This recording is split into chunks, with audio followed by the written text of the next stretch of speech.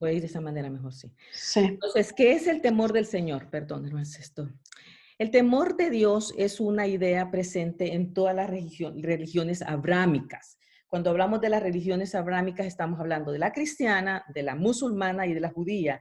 Son estas religiones monoteístas, ¿verdad? Que solo creemos en un solo Dios. Tres tenemos la idea del temor del Señor y se refiere a una forma específica de temor, cercana a las ideas de respeto, admiración y sumisión hacia Dios y su voluntad. En este sentido, muchos religiosos temen el juicio final, el infierno o la omnipotencia de Dios.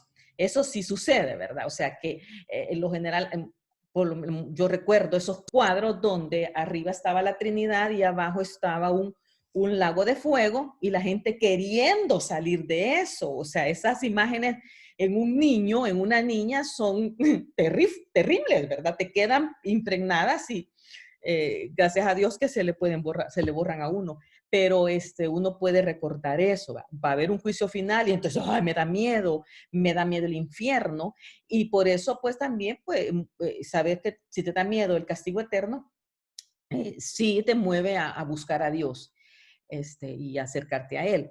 O la omnipotencia de Dios, o sea, ese poder que sabemos que Dios tiene, el que es capaz de, con un solo alemán, una palabra de su boca, pueden pasar muchas cosas.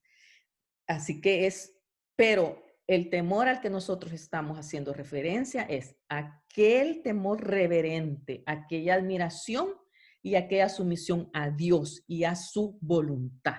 Eso es lo que Dios quiere que entendamos por temor del Señor. Y en el hebreo la palabrita es yirah, que significa reverencia, piedad, veneración, con una sensación de tu propia debilidad. O sea, estoy ante esto tan grande, tan apabullante, ¿verdad? Y entonces dice, y la aprehensión de los peligros ante los peligros enfrentados. Eso es lo que significa según el hebreo.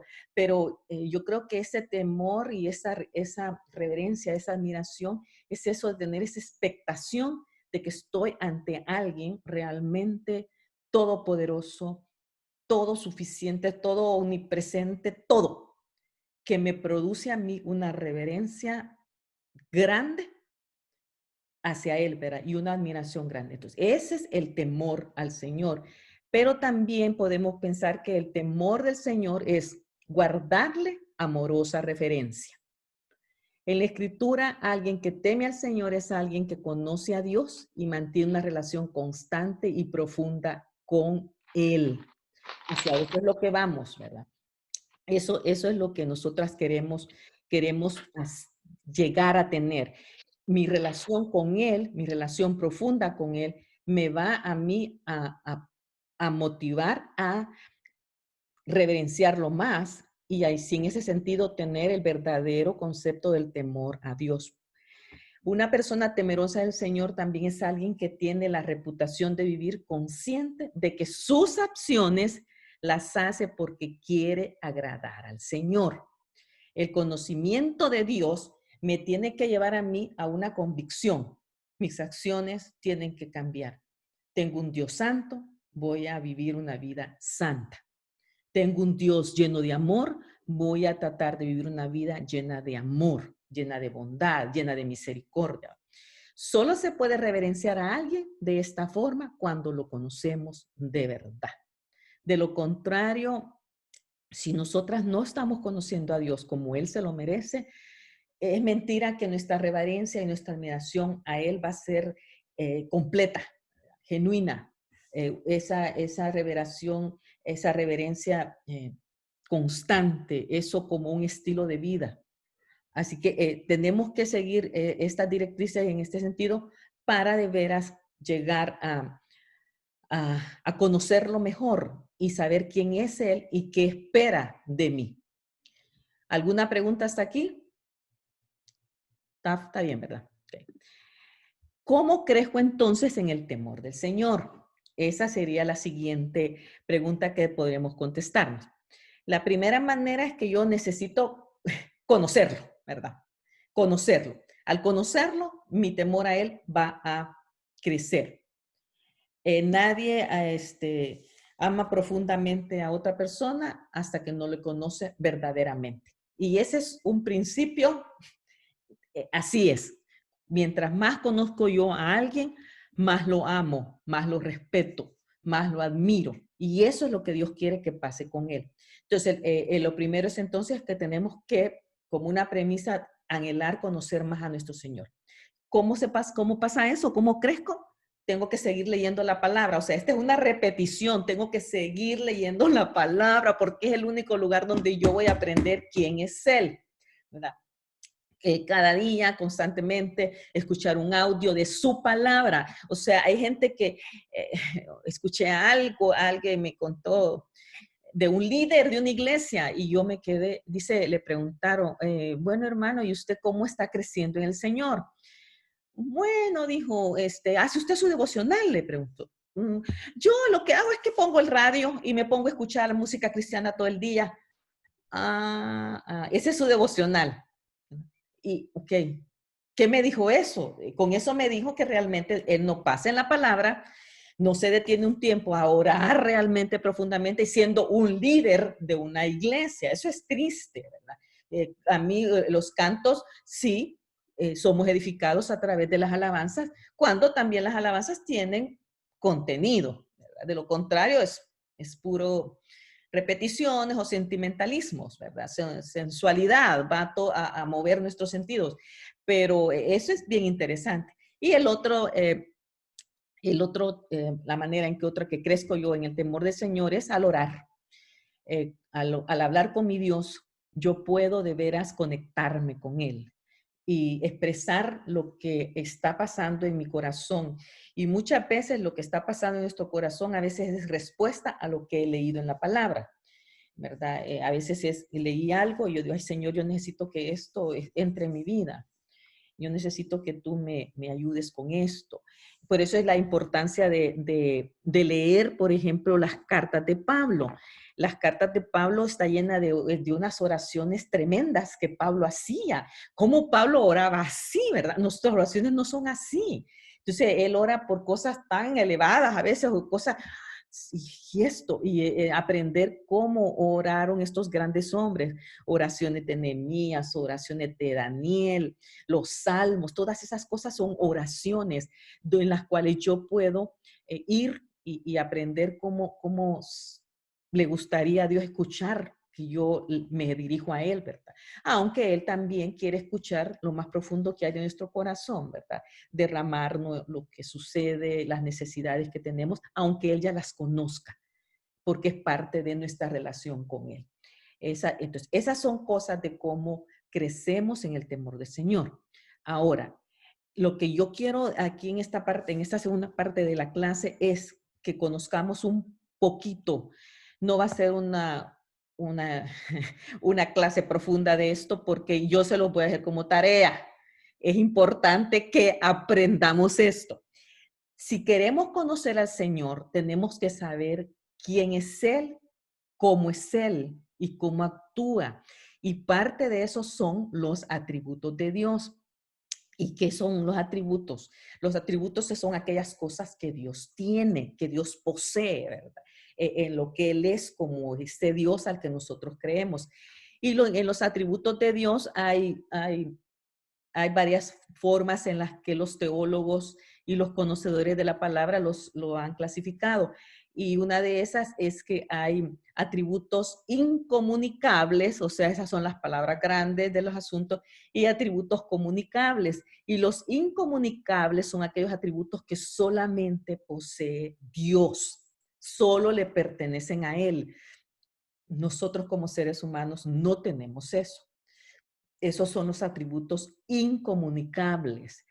Y hay otros atributos que son los comunicables que sí podemos nosotros como criaturas de Dios poseer algunos de esos atributos que porque son parte de nuestra naturaleza. Así que vamos a ver algunos de esos y yo solo les voy a dar una lista. No es yo no sé si me faltan algunos, pero no es una lista exhaustiva, pero estamos poniendo el atributo y una o dos porciones de la Biblia donde se puede encontrar. Pero como les digo, o sea, la tarea es que usted vaya a investigar qué es realmente todo ese atributo, ¿verdad? Cómo se relaciona ese atributo con Dios y qué más puedo yo aprender de eso. Y posiblemente los versículos lo van a llevar. Si usted tiene una Biblia con comentarios, le puede ayudar, o una concordancia, o puede irse al internet y decir atributos de Dios y buscar ahí. Se encuentra, ¿verdad? Se encuentra, y más si al mencionar, a los que dan las explicaciones son gente conocida, si son teólogos conocidos. Entonces, eso puede ayudar. Pues entonces, aquí va la lista. Atributos incomunicables. Estos atributos solo le pertenecen a Dios. Hermana, yo les voy a mandar el PowerPoint, así que para que ya estén tranquilas, que es una gran lista. Pero vamos a empezar aquí. Y me gustaría que leyéramos, esto se me repitió, que leyéramos las citas, solo para ver. Aceidad. ¿Qué es aceidad, verdad? O sea, hay que, aquí la tarea es que ustedes busquen lo que significa el atributo. Aceidad, pero alguien me puede leer Hebreos 1:3. La que lo tengas de silencia y lo lee, por favor. Hebreos 1:13 me quedó. Yo los tengo en otra lista. Cada uno.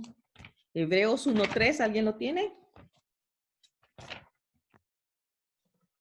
Amén. Amén. Así es. Ok. El Hijo es el resplandor de la gloria de Dios. Ya llegó Laura. Fiel imagen de lo que Él es, el que sostiene todas las cosas con su palabra poderosa. Después de llevar a cabo la purificación de los pecados, se sentó a la derecha de la majestad en las alturas. Ahí está hablando del Hijo y lo pone a la par de Dios. Este pasaje de Hebreos es una buena prueba de que Dios y Jesús es Dios también. Así que aquí en este versículo el Hijo es el resplandor de la gloria de Dios, la fiel imagen de lo que Él es, el que sostiene todas las cosas con su palabra y poderosa. Después de llevar a cabo la purificación de los pecados, se sentó a la derecha de la majestad en las alturas. Eso solamente lo tiene Dios. El ser el resplandor de la gloria de Dios, la fiel imagen de Dios mismo. Pero como les dije, yo necesito que ustedes averigüen qué es aceidad y se van a ir a buscar el internet les puede ayudar, o si sus esposos tienen alguna teología, ahí está. Inmutabilidad, que es que no cambia. Números 23:1 y Santiago 1:17. Ahí cerquita de Hebreos está Santiago 1:17. Santiago 1:17. Dilo, léalo por favor. No, espérate, ok. Y Balaam dijo a Balac, perdón. No, Santiago, números, sí, número 23:1. Y Balaam dijo a Balac, edifícame aquí 7 altares y prepárame aquí 7 becerros y 7 carneros. No puede ser esa, 23:1. ¿Esa es? Números 23:1. Ya. Okay. No me suena eso. Tampoco a mí. Nada más. Esa cita está mala, entonces la copié mal. Pero mire, aquí Santiago 1:17 dice, toda dádiva y todo don perfecto desciende de lo alto, donde está el Padre que creó las lumbreras celestes y que no cambia como los astros ni se mueve como las sombras. Eso es, Él se mantiene siempre el mismo. Borren Números 23:1, ese no. La inmutabilidad de Dios es que Él nunca cambia, es siempre el mismo. Infinitud, o sea que Él es infinito en todo. Salmo 147:5, si alguien lo tiene. Salmos 147:5.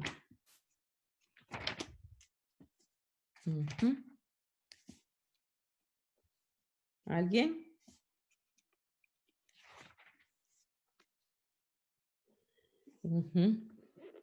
Ajá, nadie.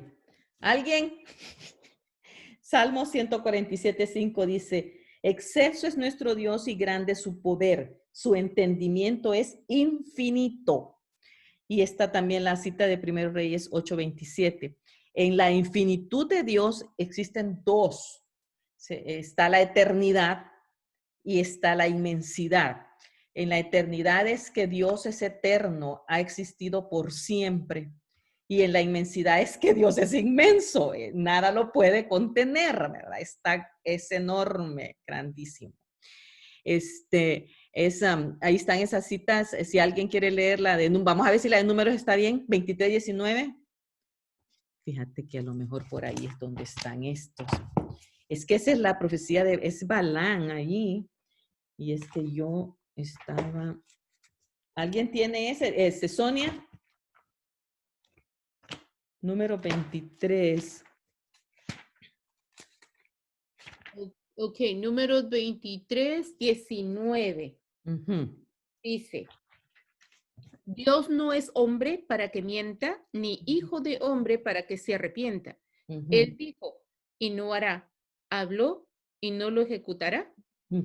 Sí, yo creo que esa también es la que tal vez estaba cerca de lo otro, pero ahí está hablando sobre la eternidad de Dios. Dios no es simple mortal, o sea que está diciendo que Dios es Dios, ¿verdad? No es un mortal como nosotros. Y la inmensidad es que nada lo puede contener a él. Y eso está en Jeremías 10:6. ¿Alguien? ¿Esperanza? La voy a tener que nombrar porque están un poco tranquilas. Sí. Jeremías, si hoy están bien tranquilas. Dice, Señor, no hay nadie como tú, pues eres grande y tu nombre está lleno de poder. Eso es grande, inmenso. Es algo que solamente Dios tiene también. Que el otro atributo que viene aquí es de simplicidad. ¿Y qué simplicidad? Es que Él es puro, Él es espíritu. Eso ahí está. Y tenemos muchos pasajes donde se dice que él es espíritu y la pureza que Él tiene. Omnipotencia. Yo creo que nosotras nos enseñaron mucho más estos atributos de Dios, la omnipotencia, la omnipresencia y la omnisciencia. Esas son las cosas que más conocíamos como los atributos de Dios, ¿verdad? Pero cuando ya estudiamos un poquito más, aparecen otras cosas que no las habíamos estudiado. Omnipotencia, Apocalipsis 16:9. Elizabeth Marín, por favor.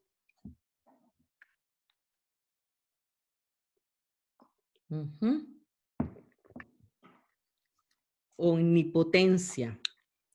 Yo la tengo, dice, alaben a nuestro Dios todos sus siervos y todos los que le temen, desde el más insignificante hasta el más importante. Sí, que le alaben a todos los que le temen, dice. La omnipresencia de Dios es que Él está presente en todo lugar y en todo momento. Solamente alguien como Dios puede hacer eso. Salmo 139, 7 al 12. Dice, jamás podría escaparme de tu espíritu, jamás podría oír de tu presencia. Así es. Si subo al cielo, ahí estás tú. Si desciendo a la tumba, ahí estás tú. Si cabalgo sobre las alas de la mañana, si habito junto a los océanos más lejanos, aún allí me guiará tu mano y me sostendrá tu fuerza. Podría pedirle a la oscuridad que me ocultara y a la luz que me rodea que se convierta en noche, pero ni siquiera en la oscuridad puedo esconderme de ti. Para ti, la noche es tan brillante como el día, y la oscuridad y la luz son lo mismo para ti. Sí. Ahí está.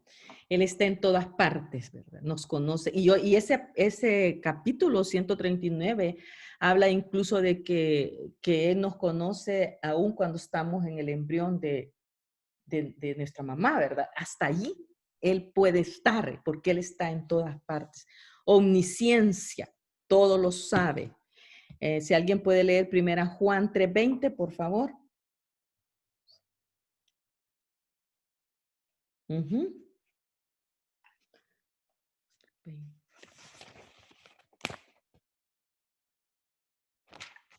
Primera Amén. Juan 3:20.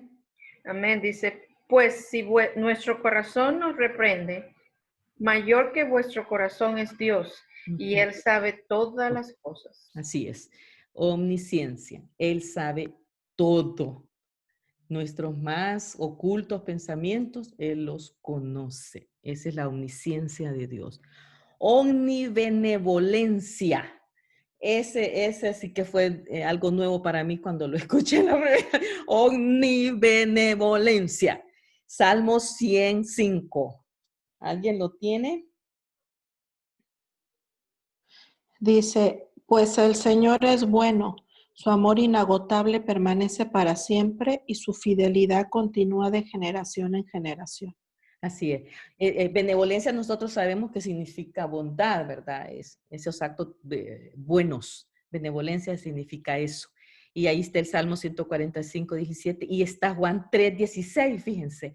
Porque de tal manera amó Dios al mundo que dio a Jesús, ¿verdad? Es el acto más grande de amor que Él pudo haber hecho y de bondad para con nosotros.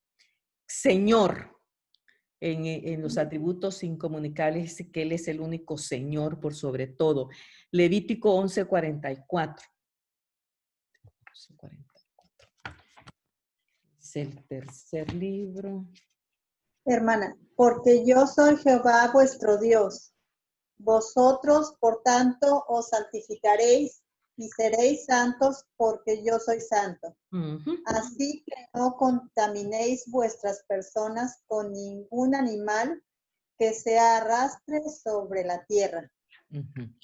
La santidad de Dios. Él desde un inicio estuvo enseñándole a su pueblo que Él era santo, era el Señor, ¿verdad? Que ni ellos mismos se atrevían a llamarlo porque era aquello tan grande.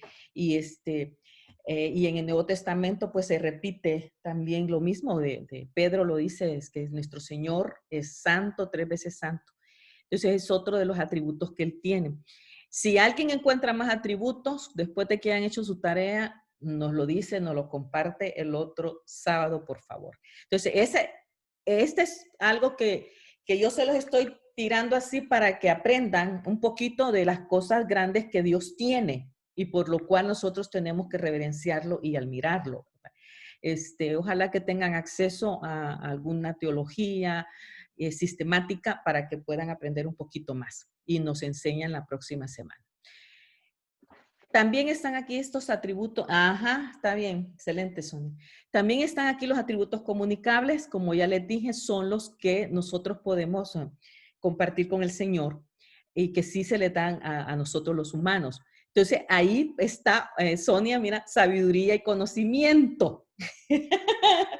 Nuestro Dios es sabio, por sobre todo, Él es la sabiduría completa, ¿verdad? Y también es el lleno de todo conocimiento. Y ahí tenemos la citeza de Proverbios 1:7, que el principio de la sabiduría es el temor de Jehová. Y está Romanos 11:33 e Isaías 37:20. Esos hablan sobre la sabiduría que Dios tiene. Bondad, Salmo 145:17. Si alguien me lo puede leer, por favor.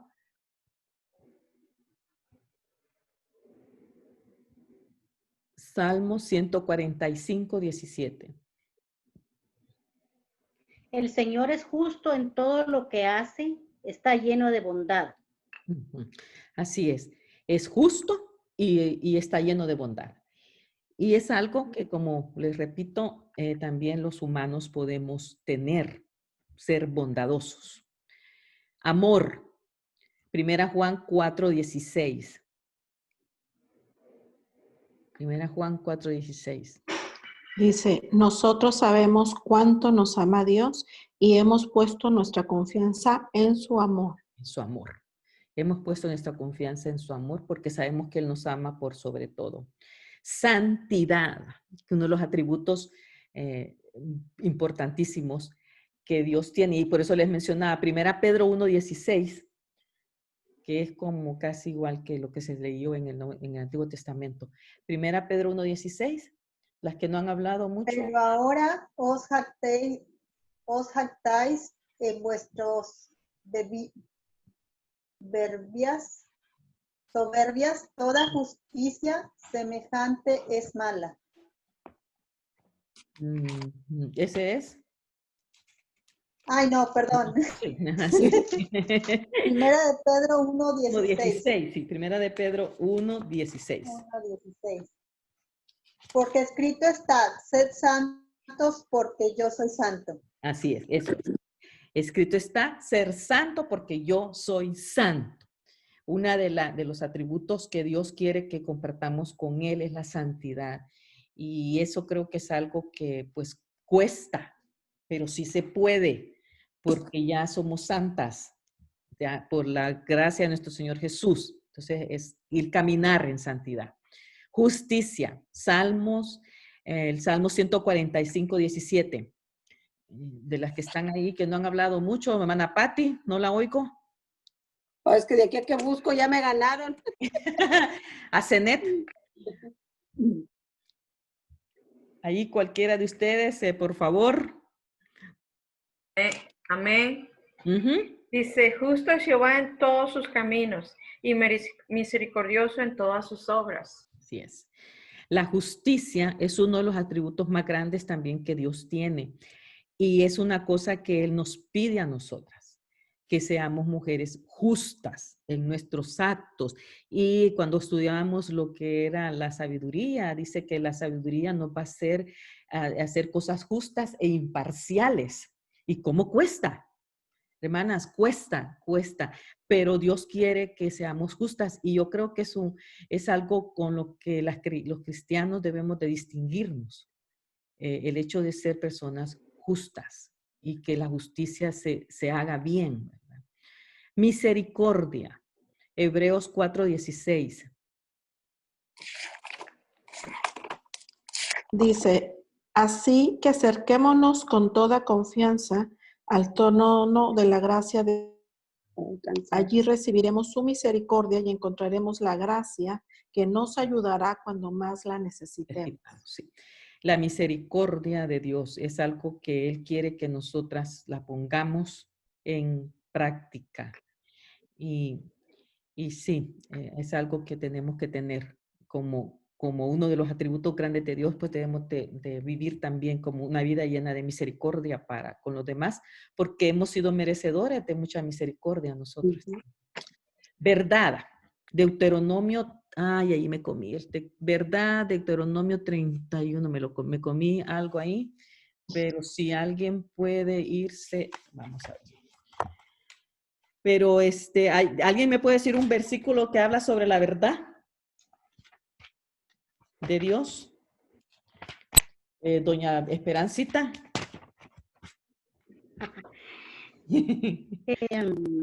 Jesús, pero yo llevándolo a Ajá. Jesucristo es el camino, la verdad y la vida, la única verdad. Ajá, sí. Y es un Dios de gracia y de verdad también. Ajá, sí. Así es. Hablando de la verdad y la vida. En ciertas instancias, la palabra. ¿Alguien puede decir algo más sobre esto? Voy a quitar aquí esto. 32:4. Deuteronomio 32:4. Ese me lo comí aquí. Ajá. Él es la roca cuya obra es perfecta, porque todos sus caminos son rectitud. Dios es verdad y sin ninguna iniquidad en él. Amén. Es justo y recto. Así es. 32:4. Eso es. Deuteronomios 32:4. Ok, apúntenlo. Eso. Soberanía. El Salmo 115:3. Soberanía. Las calladitas, por favor. Aquí, hermana, yo. Nuestro Dios está en los cielos y puede hacer lo que le parezca. Porque Él es soberano, ¿verdad? Porque Él hace lo que a Él le parezca. Aunque yo siento que eso de la soberanía no es un atributo que podamos nosotros tener. Bueno, muchas veces hacemos lo que nosotros queremos realmente, ¿verdad? pero la manera en que Dios lo hace es otra cosa. Ira, Éxodo 15:7. ¿Alguien tiene ese? Dice, con la grandeza de tu majestad derribas a los que se levantan contra ti, desatas tu ardiente furia y los consume como a paja. A los que hacen cosas horribles. ¿Sí, Sonia? Preguntita, ¿la soberanía podría aplicarse en nosotros como en libre albedrío? Fíjate que en lo que estaba leyendo mencionaba eso, lo del famoso libre albedrío, pero tú no estabas cuando hablamos de eso en el otro estudio bíblico, ¿verdad? No, te la perdiste. No, es que ese es un tema bien interesante, hablando sobre el famoso libre albedrío, ¿verdad? Que a fin de cuentas llegamos a la conclusión de que el Señor dice que nos ha creado, pues, una vez que creemos en Él, para buenas obras, la cual dice que Él ya creó, las ha creado para nosotras de antemano y para que caminemos en ellas. Entonces, allí alguna gente usa ese pasaje también para decir, bueno, si Él ya las creó, nosotros solo vamos a caminar. Pero ahí, entonces, ¿somos robots delante de Él? No, porque siempre el Señor nos da aquella capacidad de poder distinguir entre el bien y el mal. Y nosotros somos los que decidimos a fin de cuentas, o sea, me voy por aquí o me voy para allá. Y depende mucho también del conocimiento que yo tengo de Dios. ¿Verdad? Si yo sé que eso es pecado, naturalmente no lo voy a hacer. Aunque muchas veces sabiendo que aquellas cosas son pecados, pues caemos y pecamos. ¿Verdad? Pero el tema del libre albedrío es un tema que depende también quién te lo enseñe, de dónde, cuál es el maestro que te lo está enseñando. Sí. Hay gente que cree que realmente a fin de cuentas no hay libre albedrío, ¿verdad? Porque Dios hace siempre su voluntad en nuestras vidas, porque Él es nuestro Señor. Entonces nosotros, si Él es nuestro Señor, pues todo lo que queremos hacer va a ser bajo su voluntad, para agradarle, ¿verdad? Pero a fin de cuentas siempre nosotras hacemos las cosas que muchas veces nosotros queremos porque Dios nos ha hecho libres en ese sentido. Pero yo creo que siempre nuestra manera de hacer las cosas debe ser queriendo hacer la voluntad de Dios. Y si yo estoy queriendo hacer la voluntad de Dios, voy a hacer siempre las cosas que a Él le agradan, ¿verdad? Que a Él lo glorifican. Porque pues otros pasajes dice que hemos sido creadas para la alabanza de su gloria y para hacer las cosas bien. La que traía a cuenta esto fue Laura y ella dijo unas cosas bien interesantes ese día. Yo creo que fue un día que no estuviste en la mañana, en lunes.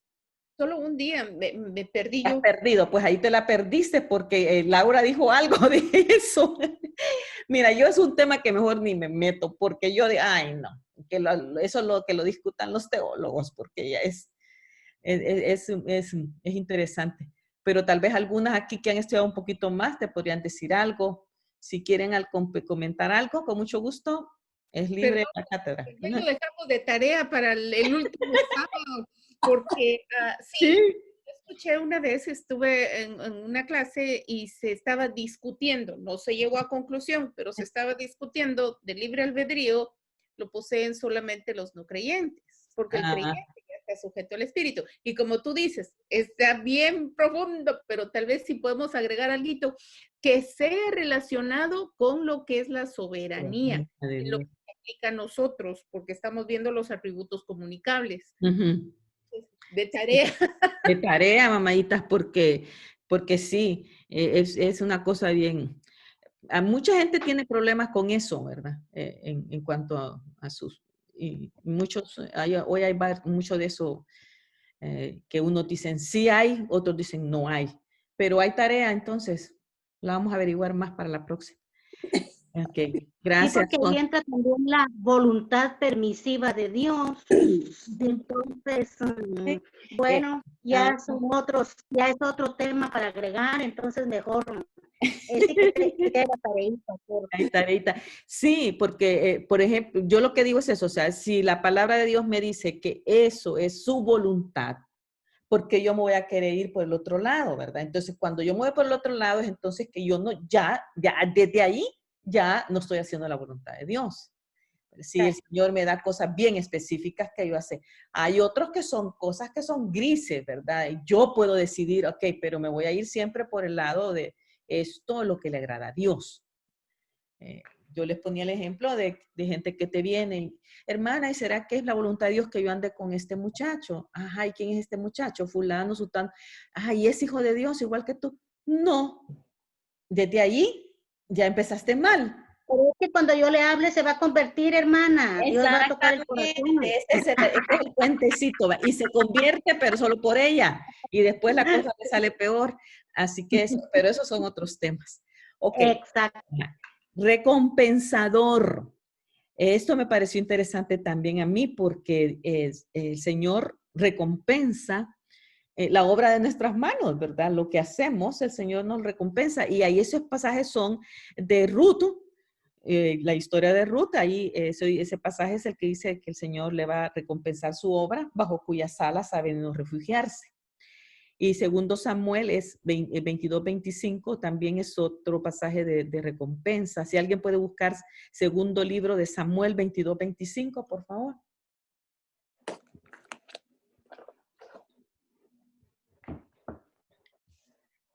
Segundo libro de Samuel. ¿Lo leo, hermana? Por favor. Sí. Por lo cual me ha recompensado Jehová conforme a mi justicia, conforme a la limpieza de mis manos delante de su vista. Ahí está hablando David, que el Señor le ha recompensado.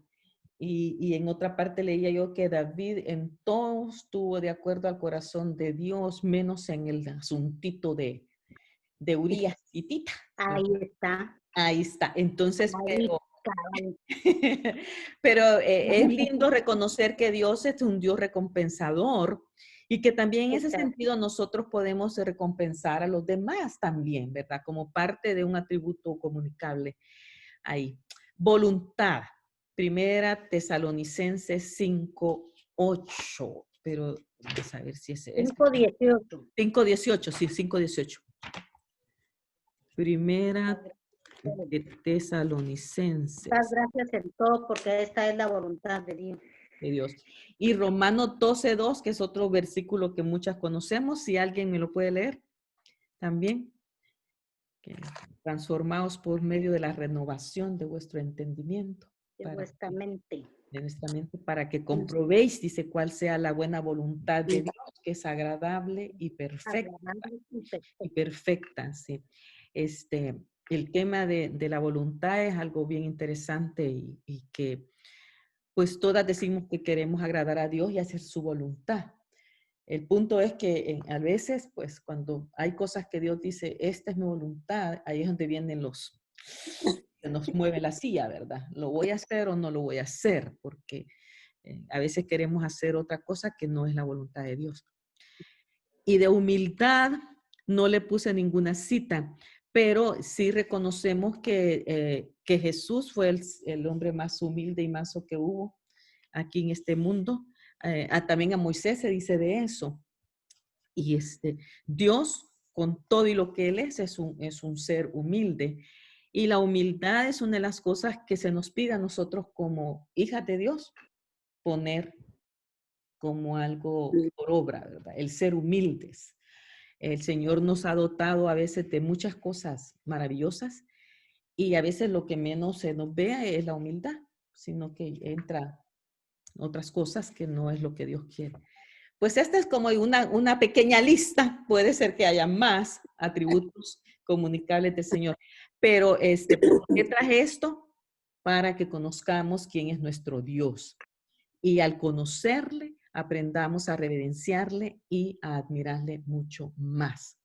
Si tan solo reconociéramos quién es Él, creo que nuestro actuar y nuestro sentir para con Él sería diferente en todas las cosas que hacemos, ¿verdad? En las decisiones que tomamos y en la manera en la que estamos, digamos, yendo cuando nos congregamos, por ejemplo, ¿verdad? Cuando nos congregamos, ¿cuál es mi actitud? ¿Por qué voy a la iglesia realmente? ¿A qué voy? Y mucha gente realmente va a la iglesia solo porque un compromiso hacerlo o porque ya es parte de una rutina. No por algo que de veras le nazca, quiero estar en un momento de comunión y de adoración con mi Señor.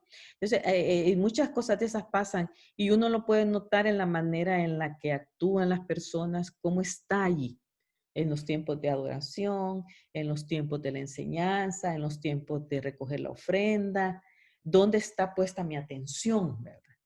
Y al estudiar esto me hizo pensar en varias cosas porque en el otro grupo vamos a estudiar sobre la adoración y es bien importante el saber que a este Dios que tengo debo de admirarlo, reverenciarlo, honrando en todo, ¿verdad? Con todo mi ser, así como aprendimos que también a él se le debe de amar, ¿verdad? Con todo lo que somos. Entonces, esto sería entonces la clase sobre el temor del Señor. Pero ¿cómo lo ponemos? ¿Cómo vamos a poner en práctica esto que tenemos? ¿Verdad? Pongámonos a aprender más de Dios para temerle como Él quiere que le temamos. ¿Y cómo sería una manera práctica de hacerlo durante esta semana, por ejemplo? Para muchas que todavía estamos en cuarentena, digamos, ¿verdad? Otras ya dicen que gracias a Dios ya van a empezar a ir a la iglesia. Pero ¿qué cosa práctica puedo decir? Voy a empezar a hacer esto para admirar y reverenciar más a mi Dios. Y en una semana, digamos, hacer una evaluación. ¿Qué hice esta semana para conocer más de lo que Dios es? Y en ese sentido, poner por obra el temor del Señor. Una cosa práctica, a ver si se puede. Yo pienso, hermana, que durante esta cuarentena el Señor nos ha retado precisamente a poner en práctica el tener un carácter semejante al de Cristo, ¿verdad? El tener paz en nuestro hogar, el poder convivir con nuestros hijos, con el esposo, el crear un ambiente de seguridad, el juntarnos a tener tiempos devocionales, en hacer las cosas de veras por amor, porque muchas familias antes de la cuarentena no se sentaban ni a comer y ahora vino la convivencia, hasta yo creo que a mí me